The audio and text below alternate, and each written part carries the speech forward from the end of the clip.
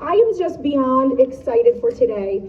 I know that the Youth Climate Summit is something that we have been working toward all year, and I am just so proud of all of the work that you've been doing. Kids, you've been amazing, working so hard, taking action, and making a difference. You need to know that we recognize your efforts. We see you, we hear you, we feel you, and we support you. We have very special people who are here today that I'm going to introduce a little bit later and also in the evening, who are here to recognize your efforts, who are here to celebrate you. So you should be really proud of yourselves. I would like to start by first thanking the Board of Education. The Board of Education has taken a stance and has taken a position to create a vision for this district to be the best at something. What is the one thing that we can be the best at? And the one thing that I know for certain, that we are the best at taking action, at protecting our environment, and doing the very best we can to be changers of the world for the positive. So the Board of Education is, I think we just really owe them a real special round of applause for creating the vision. I think it's really important to recognize them. And by the way, let me just introduce myself for those of you who don't know me. I'm the principal, actually. My name is Allison Emig, so we have a lot of districts that are here who are probably like, who is that girl? Women. And I'm Allison, and I've been here for about 4 years, and I am incredibly proud to be here as the principal. So I also want to take a few minutes just to welcome, we have 19 districts, I believe, right, Ms. Arbor? 19 districts that have decided to participate in today's event. So I welcome you. Enjoy the day, enjoy the workshops and the beautiful landscape that we have. We also have a forest that I hope that you'll be hiking in and learning from. It's a beautiful, beautiful journey through our forest with hiking trails. I also want to make sure that I thank our Rachel Arbor, our teachers, and our students for making the vision of the board come to fruition. Because you can have a vision and a very strong dream for a community, but it takes then people to take action to make sure that that dream comes true. And so, Rachel, Ms. Arbor, thank you so much for just leading the charge with creating this amazing program for our school and for our community. I also want to thank the teachers who embrace environmental education, embrace tackling climate change and all the different things that are happening within our community and around the world, and partnering with you. I want to thank the students who are the kids. You are the people who are actually now doing the work. And without your passion and commitment to this work, this vision would not be what it is today, coming to fruition. So thank you, students. I also want to take an opportunity to thank Mr. Yap. Where's Mr. Yap? Hello, Mr. Yap. So Mr. Yap has been, it's a round of applause too for everybody that are mentioning. And I promise you I will stop talking in 2 seconds. But Mr. Yap is important because he has helped Ms. Arbor to also, partner with teachers and even with the students and working toward the pillars that get us this amazing recognition called our Green Ribbon. And most recently, we did receive this award, and I know that you guys have heard about this, but this is just saying that, we're doing it, guys. We are making the change, and the state has recognized our efforts and recognized your efforts. So Mr. Yap was instrumental in making sure that he led this journey so that we can also be recognized, and we are. And we are doing the work, and Mr. Yap has helped us get there. And lastly, let me see, Mr. Albano, where is he? Where did he go? Is he here? Oh, Mr. Albano. He's coming. Come here, Mr. Albano. I just wanted to Mr. Albano, can we please give him a round of applause too, really quickly? I just want to thank you personally too, because Mr. Albano, as you know, is going to be retiring and leading the district in a short few, weeks. And without your leadership, this wouldn't be in existence as well. So thank you so much, Mr. Albano. I so appreciate you, and so do the kids.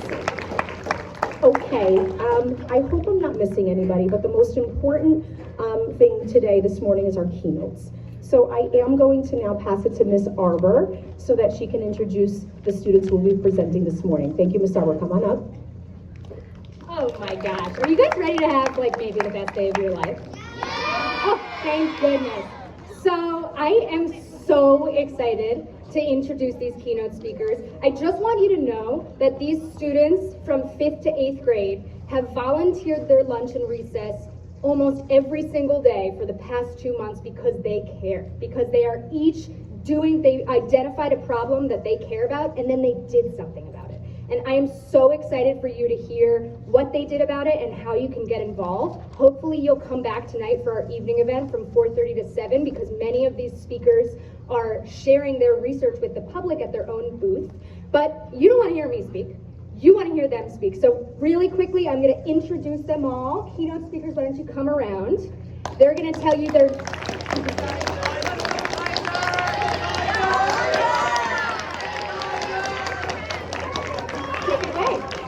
Hi, my name is Kaiser Souza and I'm in 8th grade. Hi, I'm Aria Heston and I'm in 7th grade. My name is Aurora Cruiser and I'm in 8th grade. My name is Jessie Yael Pulaglia and I'm a 5th grader. I'm Sebastian Rasic and I'm in 8th grade. I'm Susanna Pineras and I'm in 5th grade. I'm Annabelle Tormey and I'm in 7th grade.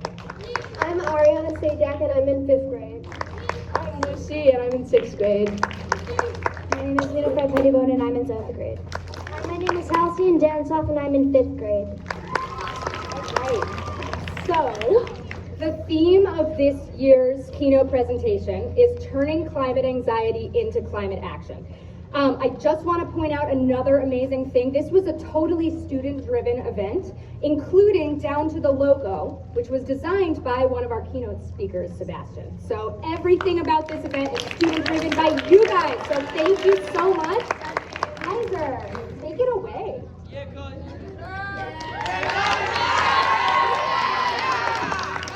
Howdy everyone. So first, let's get started with the United Nations Sustainable Development Goals. These goals, also called the SDGs, are 17 tasks that the United Nations want completed by 2030. Each one of these goals are a problem globally that needs to be solved immediately. Now, let's get into my topic, water pollution. Our water is heavily contaminated with chemicals, pollutants, and pesticides. Examples of pesticides can be herbicides, insecticides, and fungicides. These harmful substances seep into our water and damage us. Numerous things that cause pollutants, on the other hand, can be oil leaks and spills, industrial waste, radioactive waste. Chemicals that are found in pollutants and pesticides can include lead, mercury, uranium, and the one I'm mainly focusing on, glyphosate. Now, here are a list of SDGs that are found to relate to my topic. SDG 3, good health and well-being. SDG 6, clean water and sanitation. SDG 11, sustainable cities and communities. SDG 12, responsible consumption and production. SDG 14, life below water. And SDG 15, life on land. Let's get into glyphosate. One of the main things I am focusing on. It is affecting us in a big way, but it is damaging our ecosystem in a bigger way. It is generally found in herbicides. To humans, it can give us respiratory effects, irritation in the nose, and asthma. And on the other hand, animals can begin to drool a lot more, vomit, have diarrhea, loss of appetite, and fatigue. Fish are also affected, or they are the main animals affected because they are the most popular marine animals. Algae, plants, plankton, and krill are mainly what fish eat, and usually their food sources are already contaminated by dangerous chemicals. New York City is also affected too because they use the Hudson River as their water source. If this continues, it can have a really bad impact. And now, what will I do to take action? Well, I want to enforce the laws on specific chemicals that are being used, glyphosate in general, educate the public, you guys, on how we can eliminate this problem, and make a petition so I can contact politicians in this area. Organizations that will hopefully be helping me are the River Keepers, Hudson Valley Regional Council, New York State Department of Environmental Conservation, and the Lower Hudson Coalition of Conservation Districts. Hopefully, these organizations can help me with this plan, and now you can help as well. You can spread the word about my project, stop people that you know from using harmful substances on their yards, and signing my petition that will be at my booth at 4:30 p.m. today, right here. Now, let's introduce Aria.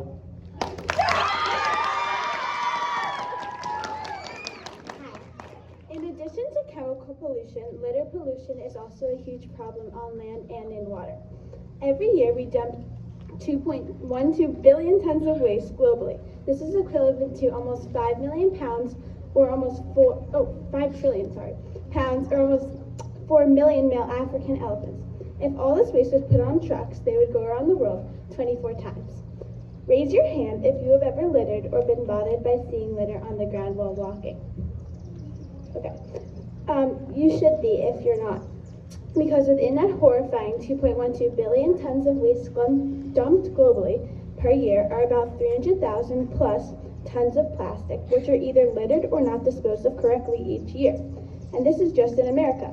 But plastic pollution, although it is still a huge problem, isn't the only contributor to all the waste. Overconsumption is too. Did you know that 99% of stuff we buy is trashed within 6 months? This is also partly contributes to the 2.12 billion tons of waste dumped globally per year. B. McKinnon, a Canadian journalist and author of the book The Day the World Stopped Shopping, is one such person. He has written and spoken at length about the dangers of overconsumption. When people buy less stuff, you get immediate drops in emissions, resource consumption, and pollution, unlike anything we've achieved with green technology. McKinnon said many people would like to see the world consume fewer resources, yet we constantly avoid the most obvious means of achieving that. So next time you go to buy that skincare from Sephora or yet another package from Amazon, stop and think about whether you would want to see that item left in the ground or dumped in a wasteland in 6 months. This chart shows the estimated amount of time that everyday use things take to break down. If just a plastic bottle takes 450 years to break down, imagine how long the new item you bought last week could take to biodegrade. Furthermore, pollution is happening right now. In 2024 so far, we have dumped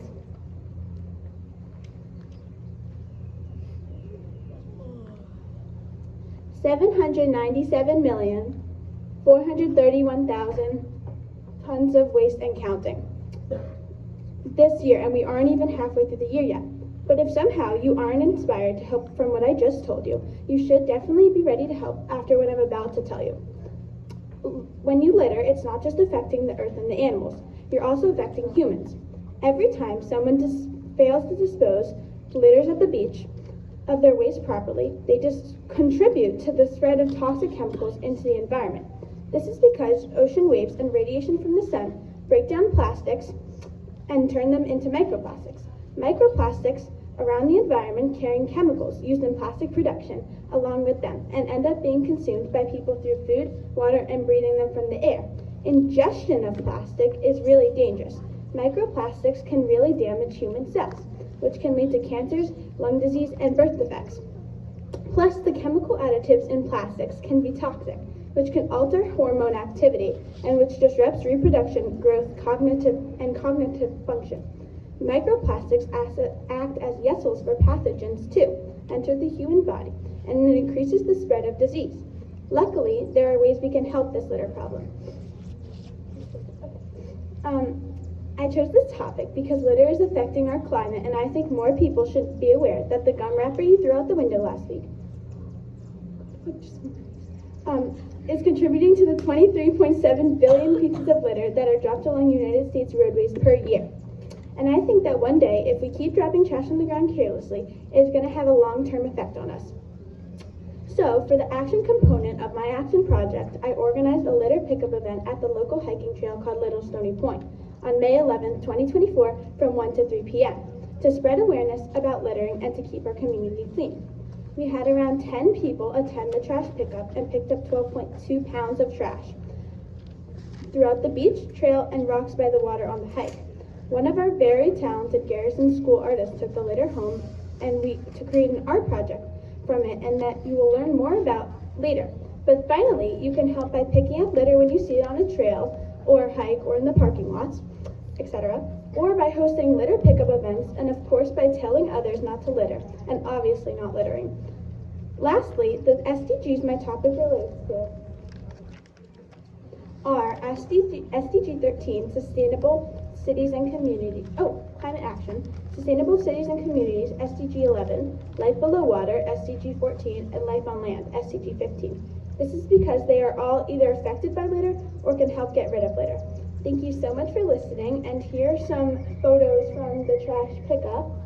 Enjoy the rest of the Youth Climate Summit, and now Aurora is going to show you the art she made from the trash pickup. And yes, you can. Thank you! Good morning, everybody. Are you guys enjoying the summit so far? Also, thank you, Aria, for the compliment. Thank you. Okay. Using the trash that was collected from Aria's cleanup, I made this art piece depicting 3 sturgeon in the Hudson River. After seeing trash around the Hudson River, I chose to center my capstone project around bringing awareness to the damage being done to these areas. UN SDGs that relate to my project include number 13, Climate Action, number 14, Life Below Water, and number 15, Life on Land. According to the New York State Department of Environmental Conservation, even though the Atlantic sturgeon is no longer fished and possession is illegal, they are still vulnerable to many threats such as bycatch, climate change, environmental events, and a variety of human activities that result in population impacts. That includes littering. The Hudson River is home to adult sturgeon during mating season and their offspring, who thrive in the river until 6 months to 2 years of age before they migrate down the river and back to the Atlantic. As stated earlier, my art piece made from the trash that was collected from Stony Point shows sturgeon who call the river home. The first step was attending the Stony Point cleanup alongside Mrs. Arbor, Aria, and other volunteers. Step 2 was sorting through the 12.2 pounds of litter that was collected and choosing items that I felt suited my idea best. The third step I took was upcycling a piece of plywood that was laying around that would serve as my canvas. I began to map out my sturgeon. Step 4 was the last step I took. After gluing down the sturgeon, I painted the background to resemble the Hudson River. Thank you for listening, and don't forget to stop by my booth at the evening event tonight to see my piece up close. Thank you.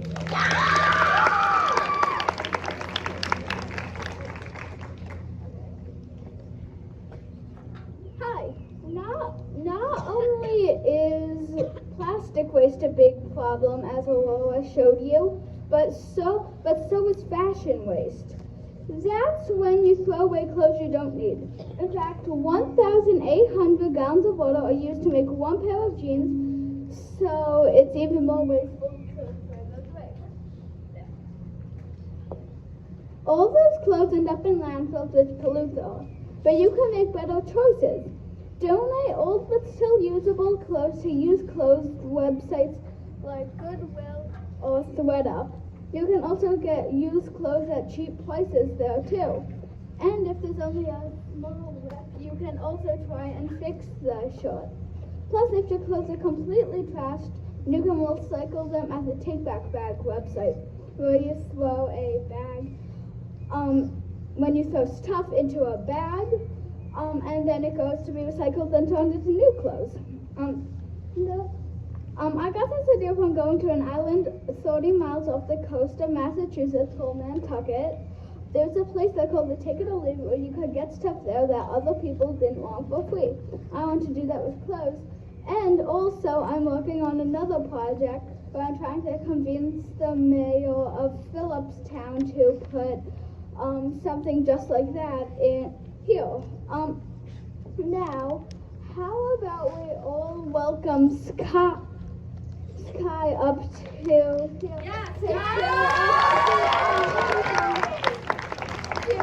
the amazing used fashion. Please turn around. Okay.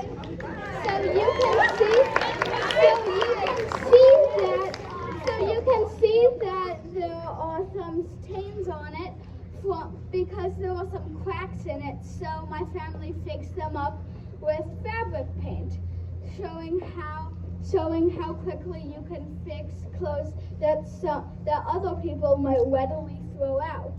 Oh, be sure to come over to the breezeway to go to an amazing climate boutique and get clothes for free. And before I go, let me just shout out to my two amazing teachers, Mrs. Pitts and Miss Cucella. Thank you.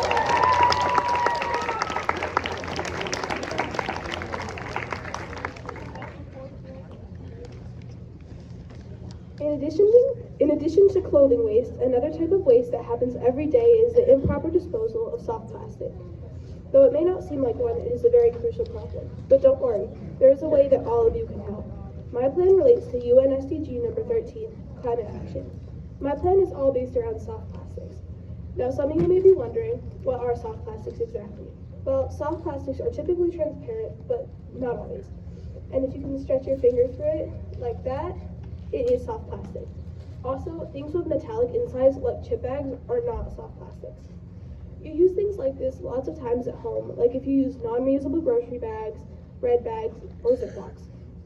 These things should not go into a normal recycling bin or a trash bin because those things could do real damage to your recycling facility. Did you know that we're actually not allowed to recycle soft plastics in a normal recycling bin? This is because they're made of materials that are not easily processed. Normal plastics, like plastic bottles, can take anywhere from 20 to 500 years to decompose, if ever. Things like this could also go into the ocean and kill tons of innocent sea animals. Research estimates that 1,102,311 tons, or 2,204,622,000 pounds of plastic end up in the ocean. That's equal to 1,695,894 African bush elephants. As well as this, 77% of plastic ends up in the landfill. Plastic is terrible for the environment, as you probably know, which is why we recycle.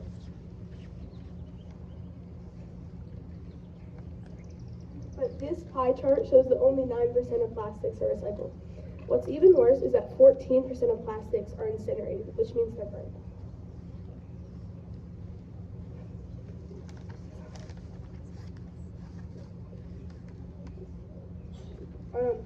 My plan is simple, and each and every one of you can help.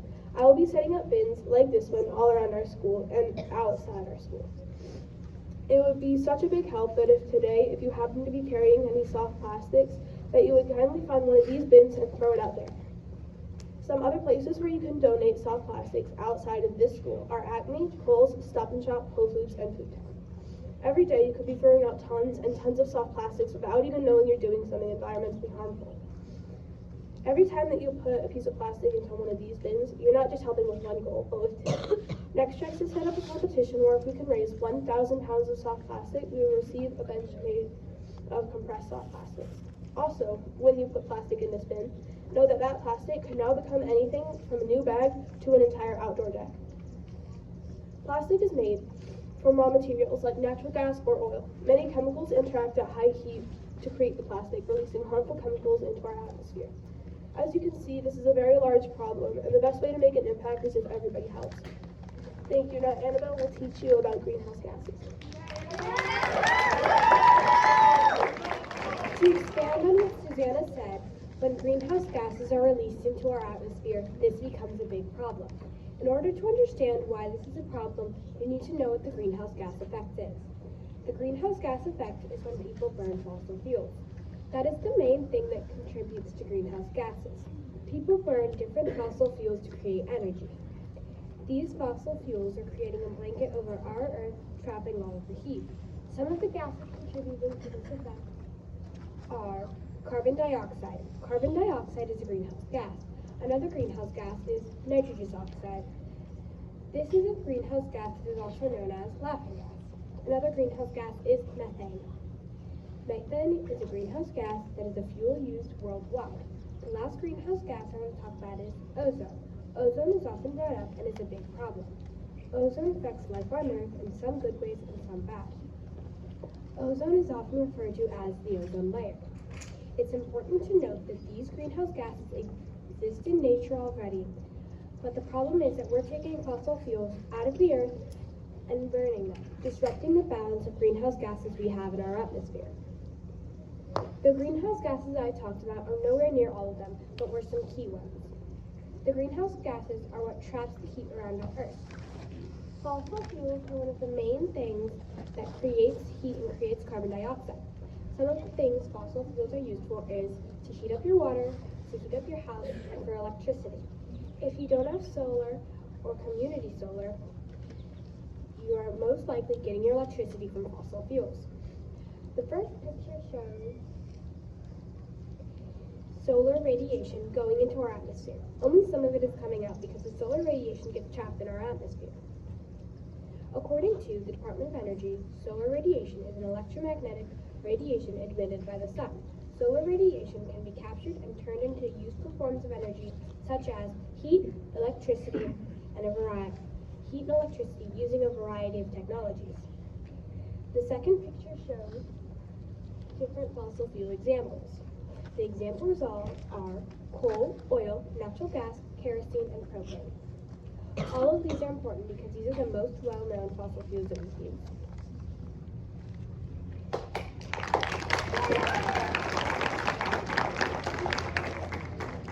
Food waste is one of the biggest contributors to greenhouse gas effect. Food waste produces greenhouse gases, and this project connects to the UN Sustainable Development Goals, Zero Hunger, which is number 2, and 11, Sustainable Cities.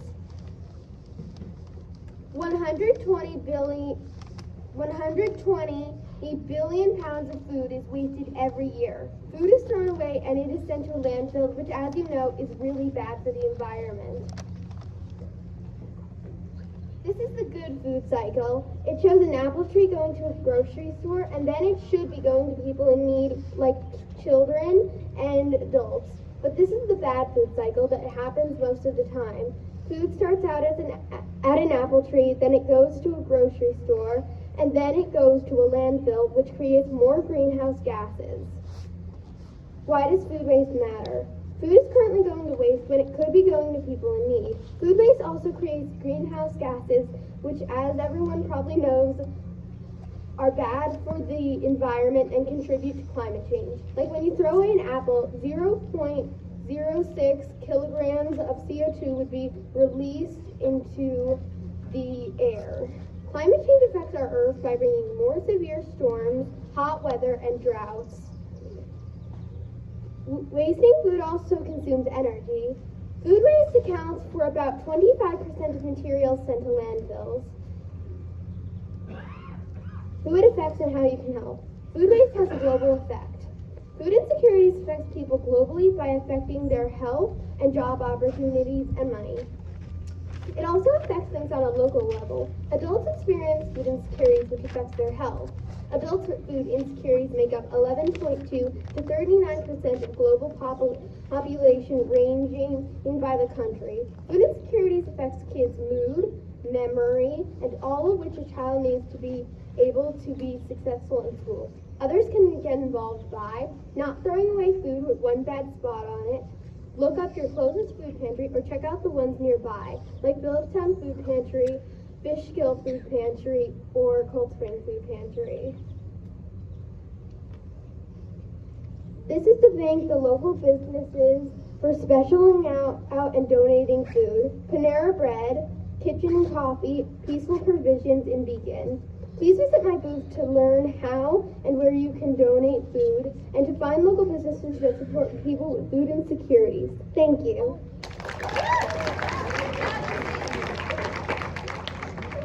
Now that you know the impact of food waste and food insecurity, I'm going to speak about what to do with food waste that has actually gone bad. In the U.S. alone, there are 44 million people who suffer from hunger annually. 1 in 5 children, about 20%, suffer from hunger. Yet we still waste 80 billion pounds of food annually. This means that without food waste, each person suffering from hunger could get about 2,090 pounds of food. And considering that the average American eats about 3 to 4 pounds of food a day, with the amount of food being wasted, we could feed all of those people for over a year. This relates to the UN SDG to zero hunger. It's important to note that Americans also waste 1/3 of their food. So the 80 billion pounds of food wasted a year makes up about like 30 to 40% of all landfills. And also, America like wastes the most food, but we also eat the most food. Oh, and if this was like divided into each person, that would mean every person wastes 242 pounds of food every year, which is like bad. In the United States alone, there are about 2,000 operating landfills. The average American throws out about 4.4 pounds of trash each day. That's before composting or recycling. And if the United States keeps producing waste the way we are now, we could run out of landfill space in about 22 years. So food waste isn't just a problem for humans, but also for our environments.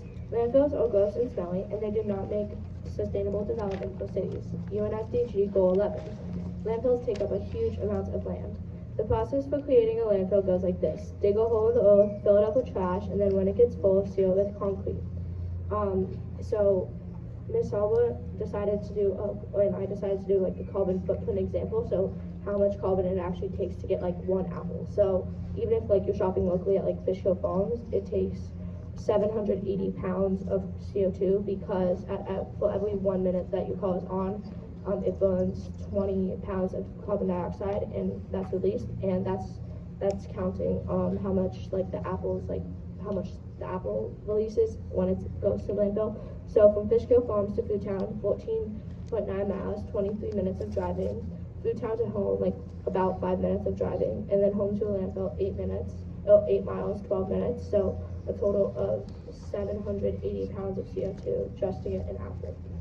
Okay, this chart shows how, like, in 2018 by the EPA shows what our landfills are actually made of, and if you read it, it shows that 76.5% of our landfills are made of things that could be recycled or composted, which is about 3/4, which is like a lot. Yeah. And one landfill got so big in Colorado that it became a like ski resort.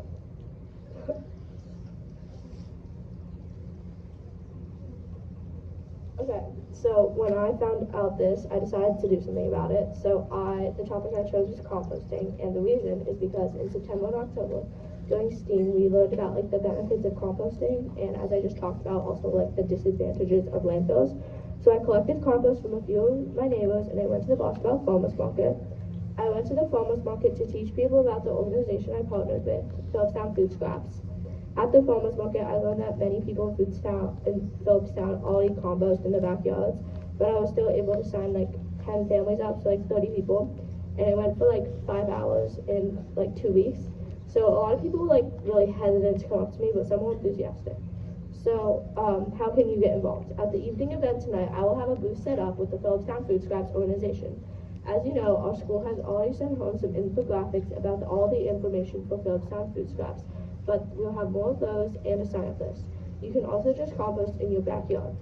Every person emits about 4,000 pounds of carbon dioxide just from food waste every year. So if every one of those 30 people I signed up actually like composts, we will have 120 pounds less carbon dioxide emissions each year.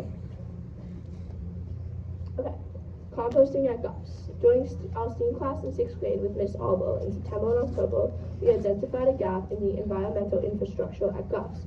We realized that we could have a successful composting program that included all grades instead of wasting food throughout the day. We as a class got quotes from a variety of local composting organizations, and we decided to get the biodigester for these reasons. First of all, it'll last for like 10 years. Second of all, it's the least necessary for people to really maintain, meaning we can leave it at school over the summer and it will look like normal when we come back in September. Also, it won't attract wild animals, which is really important around here because there are so many wild animals that could easily break a composting bin. The biodigester is the size of a dishwasher, and this is what it looks like. And it takes food, turns it into greywater, which then goes back into our sewer system. And then finally, we decorated some compost bins so that like students of all ages could like kind of connect with the practice to make it more fun. And as you know, we already had an assembly with the Phillipstown Food Scraps organization on April 27th. So thank you for listening to me, and next is Lena.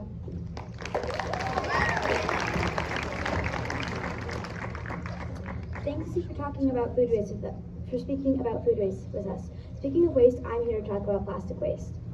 Over 1 million marine animals have their lives taken due to plastic waste. This is because 33 billion pounds of plastic are dumped per year in the United States. That's equal to the mass of about 6,600,000 African elephants.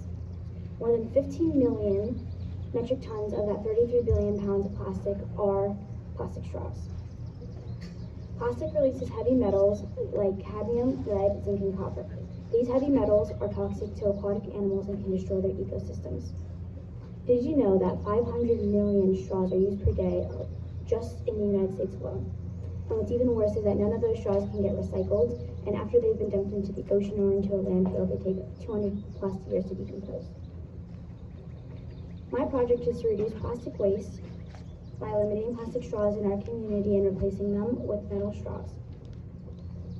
I'm starting on Main Street in Cold Spring and asking different restaurants, like the one shown on the board, like what their eco practices are, if they're interested in making the switch to metal straws, and what straws they regularly use on a daily basis. Restaurants towards the top have already used eco-friendly straws, and the ones in the middle are either actively working to make the switch to metal straws, or only sometimes use plastic straws. The ones at the bottom have not been confirmed yet by an owner or an official. These ones are the businesses that I've talked to so far, and I'm so excited to partner with even more businesses. I have also been to stores that aren't restaurants and asked them if they could hang up my flyer to help support my business, and many of them said yes. You can help support my project and help by coming to my booth later tonight and learn more about my project and metal straws. Now, if you take a look at the board, these are the list of SDGs that are also found on the last page of your pamphlet. The goals that relate to my project are 11, 13, 14, and 15. My project relates to goal 11, which is sustainable cities and communities, because my whole project's goal is to make Cold Spring and eventually other more communities sustainable. Goal 13 is climate action, and this is my climate action project. Goal 14 is life below water. Plastic gets consumed by aquatic animals all over the world and destroys their ecosystems. And finally, goal 15, life on land. Plastic affects animals on land as well, by like birds consuming plastic. Animals on land can also drink contaminated water that was polluted by plastics, causing them to fall ill or even die. Let's see what you guys remember. Does anyone remember how many billion pounds of plastic are wasted each year? 33 billion. Yep, 33 billion pounds per year. Okay, does anyone, here's another one. Are straws recyclable? Okay. They are not recyclable. Okay, two more. How long does it take for straws to decompose? Yeah. I'd say like 200 years. It takes 200 years for straws to decompose. And lastly, how many plastic straws are used per day in the U.S.? You? Yeah.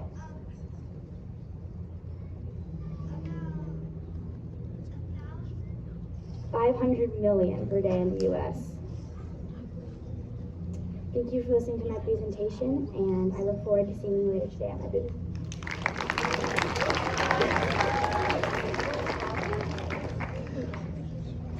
Waste is not just a physical thing, waste is also inefficiency. Today I'm going to be talking about the problem of heat loss and how you can resolve it. About 25 to 30% of heat is lost in your house to drafts and outlets with no covering, letting cold air come in.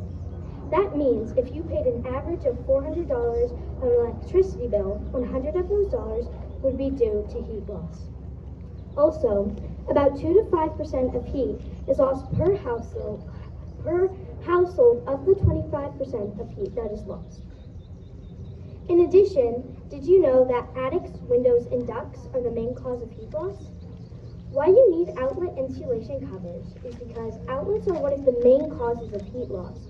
When heat is going up into the air, into the atmosphere, it causes a stronger greenhouse gas, and we don't want that. I chose my topic because I wanted to spread the problem of heat loss to the public. Some ways to prevent heat loss are draft-proof your house, so you can't have any cold or hot air come into your house. For example, drafts is when you have no insulation in any floors or ceilings, which can cause heat loss. And to replace that heat, we burn more fossil fuels, which creates greenhouse gases. Insulate your pipes to stop cold air traveling through your pipes. Double glaze your windows to make sure no cold air comes through if you have thin windows.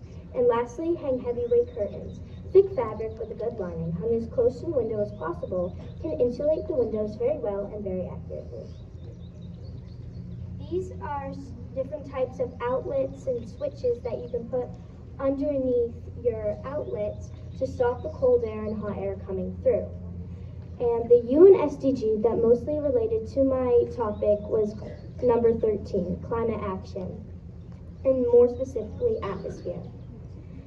And please don't forget to visit my booth later this afternoon to get outlet insulators for free. Thank you.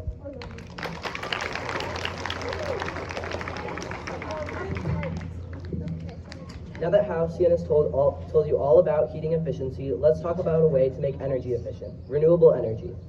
But before we can dive into all the wonders of renewable energy, we need to understand what it is. According to the UN, renewable energy is derived from natural resources and is not limited in supply. There are various types of renewable energy, as you can see in this picture, some of which include solar, wind, and hydroelectric. Solar energy takes sunlight and converts it into electricity, while hydroelectric and wind take kinetic energy, or energy from movement, and convert it into electricity. While learning about all these different kinds of renewable energy is cool, understanding the importance of renewable energy is crucial because reliance on non-renewable sources like oil, gas, and coal leads to the release of greenhouse gases, which results in the greenhouse effect. This is how I came up with my slogan, "Don't be a fossil fool." By promoting the use of renewable energy, we reduce reliance on finite fossil fuels, minimize our impact on the environment, and we are stopping ourselves from being fossil fools. Now I'd like to welcome back Annabelle to talk about solar.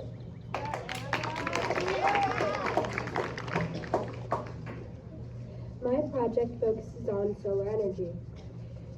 Solar panels absorb the sunlight and turns it into electricity, so people aren't burning fossil fuels.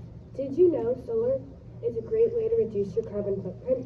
According to Energy Sage, when you install solar, you also reduce CO2 emissions by limiting your fossil fuel consumption.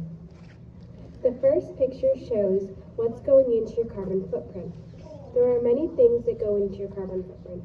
There are 5 sections just of greenhouse gases. Electricity is also a pretty large section. There are many other sections, but some ways to make your carbon footprint smaller is to cut as much of that electricity portion as you can. The second picture is showing how solar capacity has gotten larger over the years. The newer solar panels can now hold more than double what they could at first. This is really exciting because it's real-time data from 2023. According to Energy Sage, the average U.S. homeowner will save around $42,000 over 25 years after installing solar panels, but your savings will vary depending on your area and the cost of your electricity. Solar panels are an amazing invention to reduce your carbon footprint, and they last for quite a long time.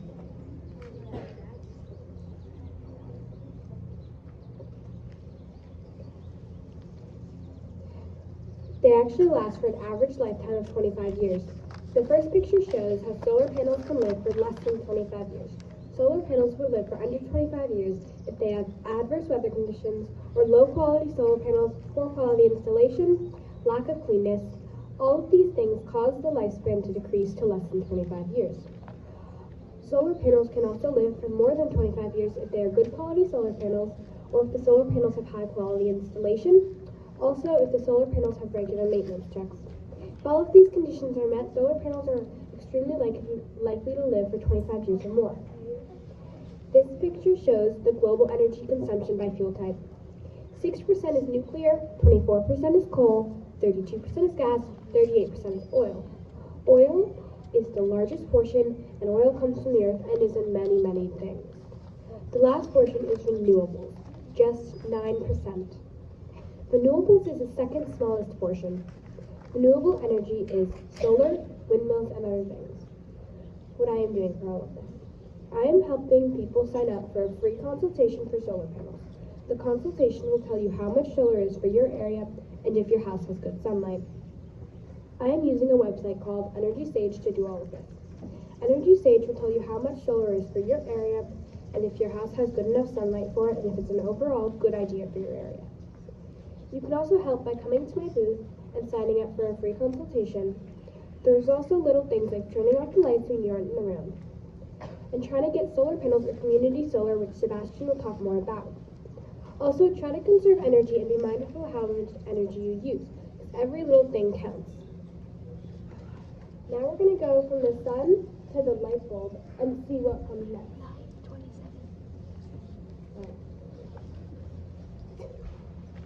Great job, and thank you all for listening and hopefully learning a little bit about solar energy.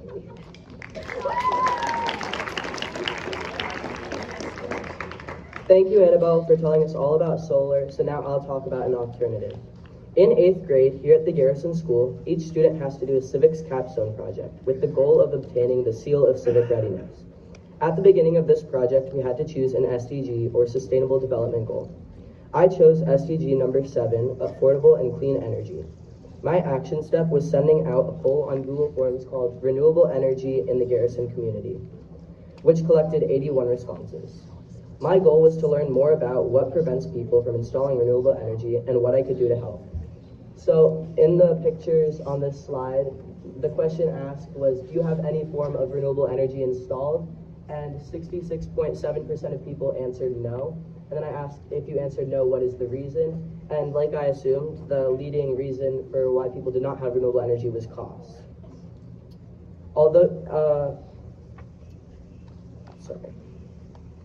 Now that I've found problems, I had to do something with my data. What could I do to make renewable energy cheaper? How could I inform people about how it works and make it more accessible? How can people get renewable energy without being homeowners or having sunlight in their yard?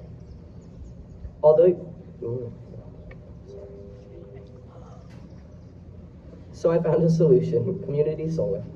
Community solar is when someone pays a subscription to a community solar company. They use this money to pay for their solar panels, which collect energy at their solar farms.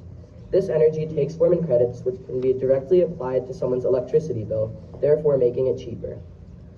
Although you have to pay a fee for it, community solar not only fixes the problem of not having to install panels, but also fixes the problem of cost, because you only pay a large sum of money if you use a lot of electricity. The community solar company contacts your energy company and finds out things like how much energy you use. This makes community solar very easy. I know that this all sounds complex, so let me sum it up. Now that you've learned about all of this, why not try to see if you're eligible for community solar? Ask your parents to think about a solar plan for your family, and most of all, don't be a fossil fuel.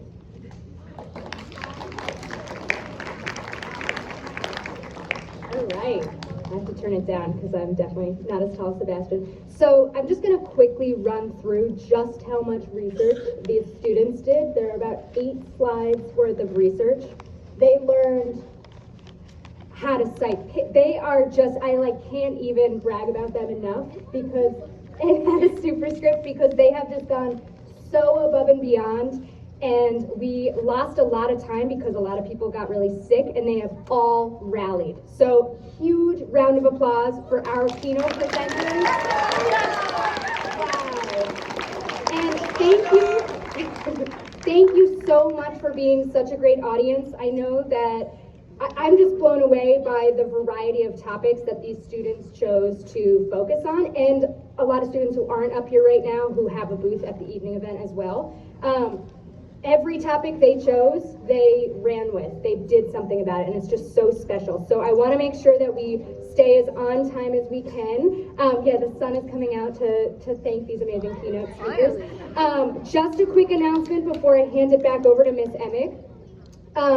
For all the middle and high school students, we are going to head to the gym for the high school presentations, just so you know. So Ms. Emick, come on down, and one more big round of applause for our keynote speakers. Oh my gosh, I'm floored by what you guys have been able to do and the action that you're taking. These are, this is the vision of a graduate right here. So I am so incredibly proud. Keynotes, just come to the front. We have a very special guest. I would like to introduce somebody so special. Her name is Dr. Frances Wills, and she is from the New York State Board of Regents, which is up in Albany. And she is super special because she's part of a governing body, similar to like a Board of Education, but for all of New York State, all of New York State. And I'd like to have her come on up to the podium, to the mic, so that she can present something super special for our students. Thank you so much, Dr. Wills. Good morning, everyone. And yes, the sun is coming out to shine on you because of the wonderful work you've done for yourselves and your communities. You have learned about how you can become part of the public good, doing well for others. I just want to quickly mention an idea that I learned about many years ago, but has stuck with me. And it came from a philosopher named Immanuel Kant, who wrote in the 19th century, that's over 150 years ago, that he wrote his philosophy.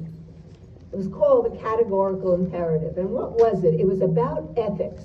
Ethics is about doing the right thing. And he said there was a very simple question that you could ask yourself when you were taking any action. And that was, what if everyone did what I'm doing now? What if everyone stopped to pick up the litter? What if everyone thought about what it would mean if everyone threw that litter on the ground and what that would mean?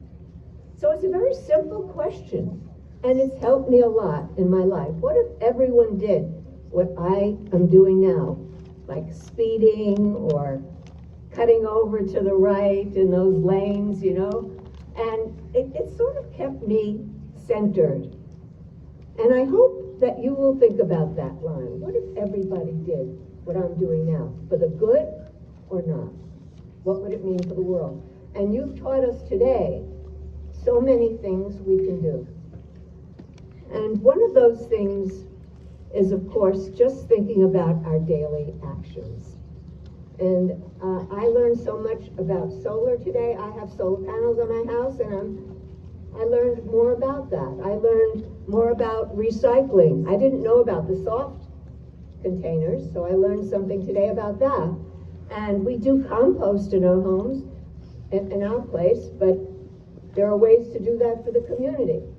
So what you're doing, and many of you are looking at the seal of civic readiness, seal of civic engagement, and that's something that the Board of Regents voted on not that long ago while I was in the chair of the Regents representing this county. And I'm very delighted to see that this school is so involved in this effort. So today I'm going to give you to the school, and Mr. Albano, will you accept this? This is the from the Board of Regents to the Garrison School, the 2024 New York State Green Ribbon School for innovative efforts to reduce environmental impact and utility costs, improve health and wellness, and other effective sustainability education. I have seen all of those qualities today. And I also want to mention, I was so impressed with how attentive everyone was here today and how you actually contributed to the well-being of all of us by the way you behaved today. Thank you all so much and enjoy your